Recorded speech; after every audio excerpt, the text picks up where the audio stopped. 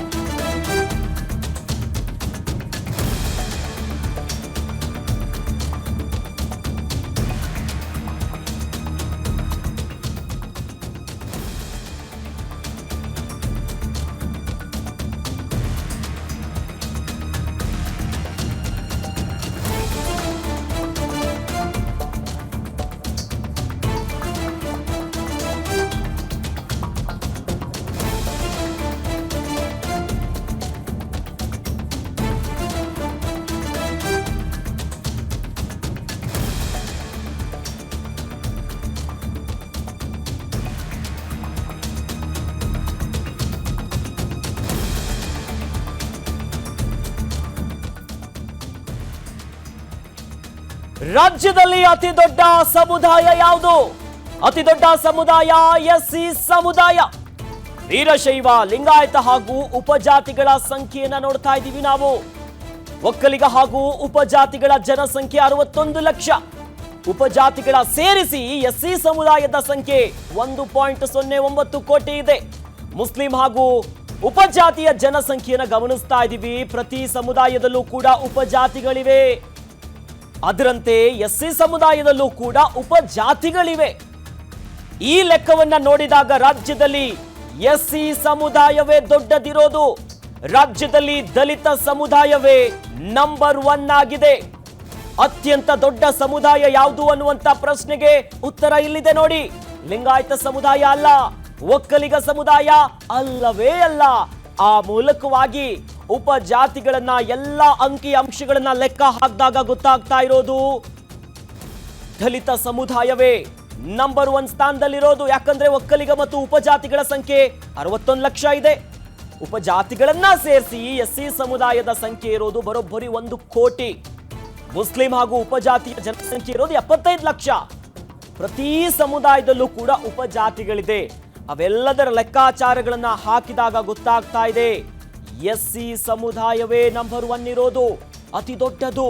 ಅದರಲ್ಲೂ ಕೂಡ ಉಪಜಾತಿಗಳನ್ನು ನಾವು ಯಾವಾಗ ಸೇರಿಸ್ಕೊಂಡಾಗ ಬಹಳ ಸ್ಪಷ್ಟವಾಗಿ ಅಂಕಿ ಅಂಶಗಳು ನಂಬರ್ ಹೇಳ್ತಾ ಇದೆ. ರಾಜ್ಯದಲ್ಲಿ ಎಸ್ಸಿ ಸಮುದಾಯವೇ ದೊಡ್ಡದು. ಈ ಮೂಲಕವಾಗಿ ಲಿಂಗಾಯತ ಸಮುದಾಯವಲ್ಲ, ಅಂಕಿ ಅಂಶಗಳನ್ನು ನಾವು ಗಮನಿಸ್ತಾ ಇದ್ದೀವಿ. ಉಪಜಾತಿಗಳ ಲೆಕ್ಕಾಚಾರವನ್ನ ನಾವು ಯಾವಾಗ ಆಡ್ ಮಾಡಿಕೊಂಡು ಅವೆಲ್ಲವನ್ನ ಅಳೆದು ತೂಗಿದಾಗ ಗೊತ್ತಾಗುತ್ತೆ ಬಹಳ ಸ್ಪಷ್ಟವಾಗಿ ರಾಜ್ಯದಲ್ಲಿ ನಂಬರ್ 1 ಎಸ್ಸಿ ಸಮುದಾಯ, ನಂಬರ್ 2 ಲಿಂಗಾಯತ ಮತ್ತು ವೀರಶೈವ ಸಮುದಾಯ 2ನೇ ಸ್ಥಾನ, ನಂಬರ್ 3 ಮುಸ್ಲಿಂ ಸಮುದಾಯ ಇರುವಂತದ್ದು. ಯಾವ ಸಮುದಾಯ ದೊಡ್ಡದು ಅನ್ನೋದ್ರಲ್ಲಿ 4ನೆಯ ಸ್ಥಾನದಲ್ಲಿರೋದು ಒಕ್ಕಲಿಗ ಸಮುದಾಯದವರು. ಇನ್ನು 5ನೇ ಸ್ಥಾನದಲ್ಲಿರುವಂಥದ್ದು ಕುರುಬ ಸಮುದಾಯ ಜನಸಂಖ್ಯೆ. 6ನೇ ಸ್ಥಾನದಲ್ಲಿ ಎಸ್ಟಿ ಸಮುದಾಯ ಬರ್ತಾ ಇದೆ. ಯಾವ ಸಮುದಾಯ ದೊಡ್ಡದು ಅಂತ ಬಹಳ ಸ್ಪಷ್ಟವಾಗಿ ಗೊತ್ತಾಗ್ತಿದೆ ಈ ಮೂಲಕವಾಗಿ ಎಸ್ಸಿ ಸಮುದಾಯ.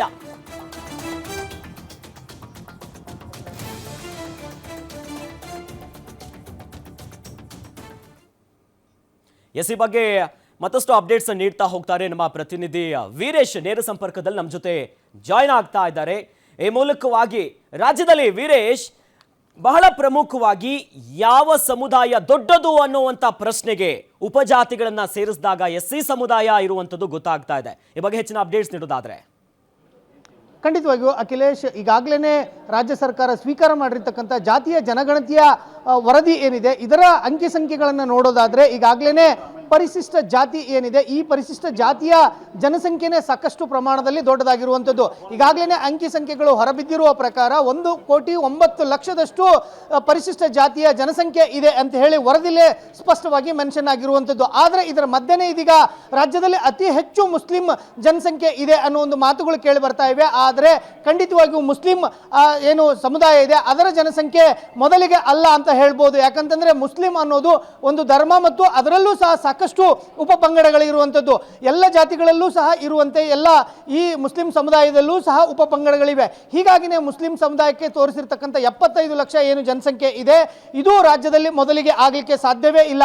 ಯಾಕಂತಂದ್ರೆ ಪರಿಶಿಷ್ಟ ಜಾತಿ ಏನಿದೆ, ಪರಿಶಿಷ್ಟ ಜಾತಿಯಲ್ಲೂ ಸಹ ಬೇರೆ ಬೇರೆ ರೀತಿಯಾದಂಥ ಉಪಪಂಗಡಗಳಿವೆ. ಅಲ್ಲೂ ಸಹ 100ಕ್ಕೂ ಹೆಚ್ಚು ಪಂಗಡಗಳಿರುವಂಥ ಸಂದರ್ಭದಲ್ಲಿ ಅಲ್ಲಿ 1,09,00,000 ಜನಸಂಖ್ಯೆ ಇದೆ. ಹೀಗಾಗಿ ರಾಜ್ಯದಲ್ಲಿ ಪರಿಶಿಷ್ಟ ಜಾತಿಯ ಮೇಲುಗೈ ಸಾಧಿಸಿರುವಂಥದ್ದು ಸ್ಪಷ್ಟವಾಗಿ ಕಂಡು ಬರ್ತಾ ಇರುವಂಥದ್ದು. ಇನ್ನೊಂದು ಕಡೆ ಎರಡನೇ ಸ್ಥಾನದಲ್ಲಿ ನೋಡೋದಾದ್ರೆ ಅಲ್ಲಿ ಲಿಂಗಾಯತ ಸಮುದಾಯ ಬರುತ್ತೆ.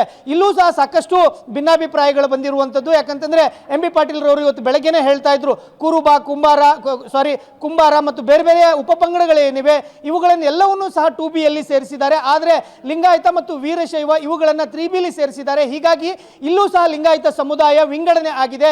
ಹೀಗಾಗಿ ಇದನ್ನೂ ಸಹ ನಾವು ಪರಿಗಣನೆಗೆ ತೆಗೆದುಕೊಂಡ್ರೆ ಸುಮಾರು 85 ಲಕ್ಷದಷ್ಟು ವೀರಶೈವ ಮತ್ತು ಲಿಂಗಾಯತ ಸಮುದಾಯದ ಜನಸಂಖ್ಯೆ ಆಗುತ್ತೆ. ಹೀಗಾಗಿ ನಾವು ರಾಜ್ಯದಲ್ಲಿ 2ನೇ ಸ್ಥಾನದಲ್ಲಿ ಬರ್ತೇವೆ ಅನ್ನೋ ಒಂದು ಮಾತುಗಳನ್ನು ಎಂ ಬಿ ಪಾಟೀಲ್ ರವರು ಹೇಳ್ತಾ ಇರುವಂಥದ್ದು. ಹೀಗಾಗಿನೇ ಸಾಕಷ್ಟು ಅಂಕಿ ಸಂಖ್ಯೆಗಳ ವಿಚಾರದಲ್ಲೇ ಅಪಸ್ವರ ಇದ್ದಂಥ ಸಂದರ್ಭದಲ್ಲೂ ಸಹ ಮುಸ್ಲಿಂ ಸಮುದಾಯ ಮೇಲುಗೈ ಅನ್ನೋ ಒಂದು ಏನು ಮಾತುಗಳನ್ನು ಕೇಳಿ ಬರ್ತಾ ಇದೆ. ಆದರೆ ಅಂಕಿ ಸಂಖ್ಯೆಗಳನ್ನು ನೋಡೋದಾದ್ರೆ ಪರಿಶಿಷ್ಟ ಜಾತಿ ಏನಿದೆ, ಪರಿಶಿಷ್ಟ ಜಾತಿಯ ಅಂಕಿ ಸಂಖ್ಯೆನೇ ರಾಜ್ಯದಲ್ಲಿ ಮೊದಲಿಗೆ ಕಂಡು ಬರ್ತಾ ಇರುವಂಥದ್ದು. ಅಖಿಲೇಶ್. ಎಸ್, ಧನ್ಯವಾದಗಳು ವೀರೇಶ್ ದಾನಿ ತಮ್ಮೆಲ್ಲ ಮಾಹಿತಿಗೆ. ಒಟ್ಟಿನಲ್ಲಿ ಈ ಮೂಲಕವಾಗಿ ಈಗ ಜಾತಿ ಗಣತಿಗೆ ಸಂಬಂಧಪಟ್ಟಂತೆ ಸಾಕಷ್ಟು ಅಂಕಿ ಅಂಶಗಳ ಗೊಂದಲ, ಬಹಳಷ್ಟು ಕುತೂಹಲಕ್ಕೂ ಕಾರಣ ಆಗಿದೆ.